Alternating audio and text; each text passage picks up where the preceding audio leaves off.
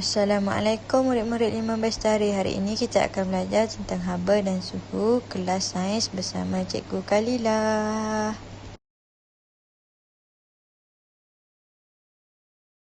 Baiklah, apakah yang dipelajari pada kelas sebelum ini? Cuba ingat kembali. Apa yang kita belajar sebelum ini? Cikgu dah nampak dah jawapan awak semua. Betul tu murid-murid. Kita dah belajar tentang haba dan suhu. Kita dah tahu apa itu maksud haba, apa itu maksud suhu. Dan kita juga telah kenali alat untuk mengukur suhu. Jadi haba ialah tenaga yang menyebabkan suatu bahan atau objek menjadi panas atau sejuk. Suhu pula ialah ukuran darjah kepanasan sesuatu bahan. Bijak anak-anak murid Cikgu 15 Darih ni.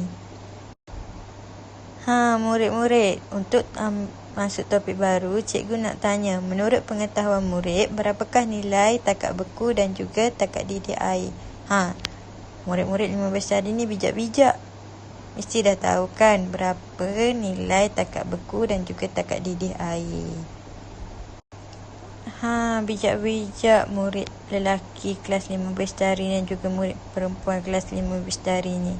Betul, takat didih air ialah 100 darjah Celsius dan takat beku air ialah 0 darjah Celsius. Jadi, berdasarkan jawapan daripada pertanyaan tadi, kita nak tahu objektif pembelajaran hari ini ialah menggunakan perhubungan ruang dan masa untuk melihat perubahan suhu apabila air dipanaskan dan menentukan takat beku dan takat didih air dengan menjalankan aktiviti. Seterusnya, memerihalkan perubahan suhu air apabila air panas disejukkan ke suhu bilik. Jom kita tengok sama-sama.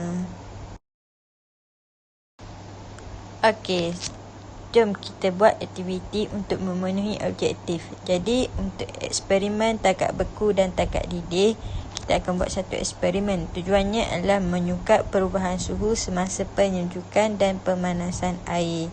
Jadi, alat dan radas air, ais, termometer dan juga api untuk memanas ataupun mendidihkan air. Eksperimen ini adalah satu eksperimen yang menunjukkan perkaitan antara masa dan juga suhu. Jom kita tengok eksperimen A. Untuk langkah pertama, sediakan sebekas ais. Jadi pastikan ada sebekas ais. Langkah kedua, tinggal ais selama 5 minit dan masukkan termometer ke dalam bekas air. Seterusnya, ukur bacaan suhu pada termometer tersebut. Tengok tu, betul-betul. Bacaan aras meniskus pada termometer menunjukkan bacaan 0 darjah Celsius. Jadi, untuk langkah ketiga, kita tinggalkan lagi 5 minit bekas ais tu dan masukkan semula termometer ke dalam bekas. Ukur bacaan suhu pada termometer dan kita mendapati suhunya tetap 0 darjah Celsius. Baiklah, jom kita beralih kepada eksperimen B. Eksperimen B pula, kita memerlukan sebekas air. Jadi, kita panaskan ais tadi selama 5 minit. Kemudian, kita masukkan termometer ke dalam air dan ukur bacaan awal suhu. Baiklah, perhatikan meniskus, aras meniskus. Meniskus tersebut menunjukkan bacaan suhu air 80 darjah Celsius. Seterusnya, langkah ketiga ialah kita panaskan lagi air selama 5 minit sehingga mendidih. Seterusnya, masukkan termometer, ukur bacaan suhu pada termometer tersebut. Baiklah, seterusnya kita didihkan air lagi selama 5 minit dan kita mendapati bahawasanya bacaan suhu air telah meningkat kepada 100 darjah Celsius.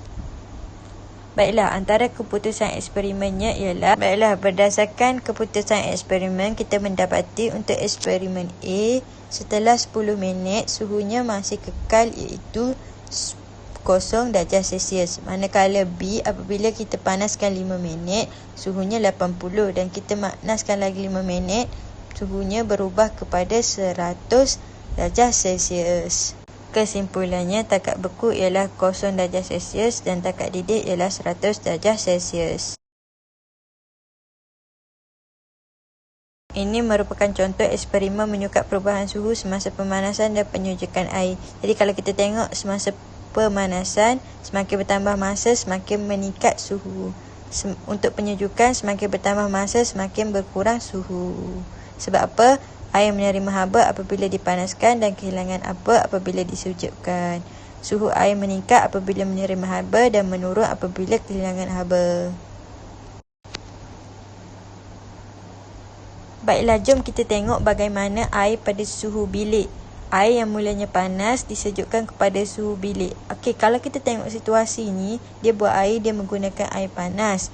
Dan apabila dia tinggalkan dan letak sudu pada suatu ketika, air ini menjadi kurang panas dan sudah boleh diminum katanya. Mengapa itu berlaku?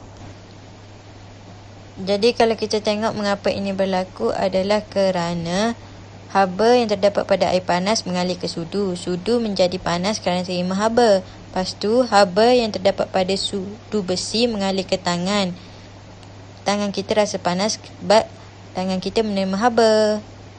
Jadi, haba daripada air panas mengalir ke persekitaran. Hal ini menyebabkan suhu air akan menurun sehingga suhu bilik. Dan kita pun boleh minumlah air tersebut. Baiklah, apa itu maksud suhu bilik? Suhu bilik ialah satu julat suhu yang dianggap biasa atau selesa oleh manusia dalam suatu ruangan yang tertutup. Baiklah, selamat belajar murid-murid.